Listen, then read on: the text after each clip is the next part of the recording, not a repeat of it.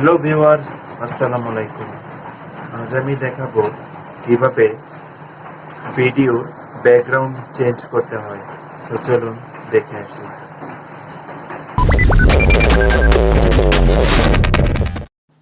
প্রথমে আমরা চলে যাব প্লে স্টোরে।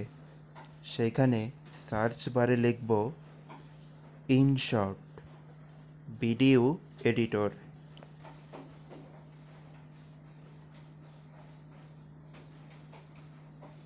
আমার এখানে ইনস্টল করা আছে, আপনারা ইনস্টল করে নেবেন। আমি ওপেনে ক্লিক করে দিচ্ছি। এরপর ভিডিওতে ক্লিক করব। এরপর আমাদের পছন্দ মতো একটি ভিডিও সিলেক্ট করে নেব। এরপর রাইট চিহ্নতে একটি ক্লিক করে দেব।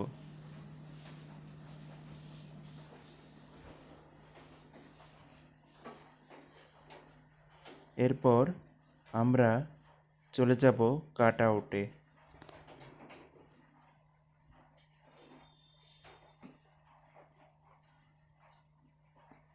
এই তো দেখতে পাচ্ছেন কাট আউট, এখানে একটি ক্লিক করে দেব।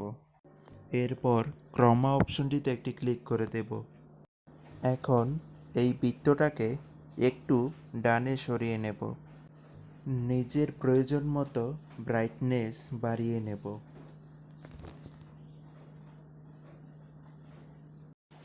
এরপর রাইট চিহ্নটিতে একটি ক্লিক করে দেব।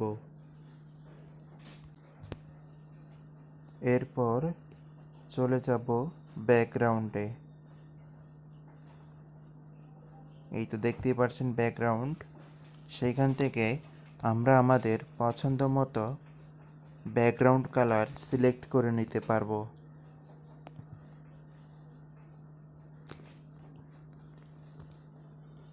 আর যদি আমাদের ফোন থেকে দিতে চাই তাহলে উপরে এই ফটোর অপশনটিতে একটি ক্লিক করে দেব।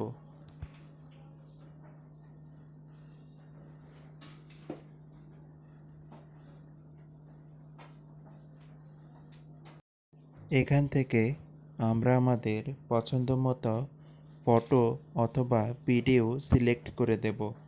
দিলেই ব্যাকগ্রাউন্ড অটোমেটিকলি চেঞ্জ হয়ে যাবে। সো বন্ধুরা, দেখতেই পারছেন আমি আমার ব্যাকগ্রাউন্ডটি চেঞ্জ করে ফেলেছি। এখন আপনারা এটিকে চাইলে যেদিকে ইচ্ছে সেদিকেই মুভ করতে পারবেন।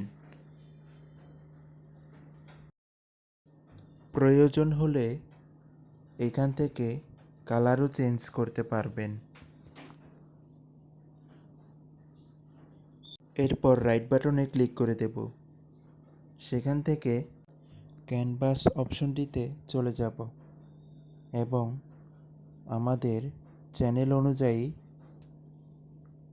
ফ্রেম ঠিক করে নেব।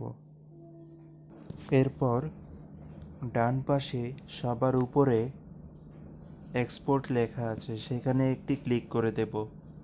এরপর এক্সপোর্টটিতে আবারও ক্লিক করে দেব।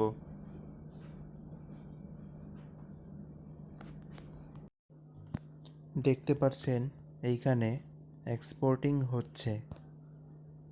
এখন আমরা কিছুক্ষণ অপেক্ষা করব।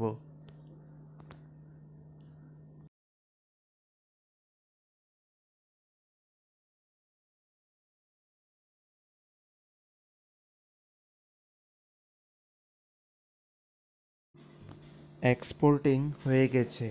এখন আমরা এখান থেকে চাইলে ফেসবুক অথবা ইউটিউবে আপলোড দিতে পারবো।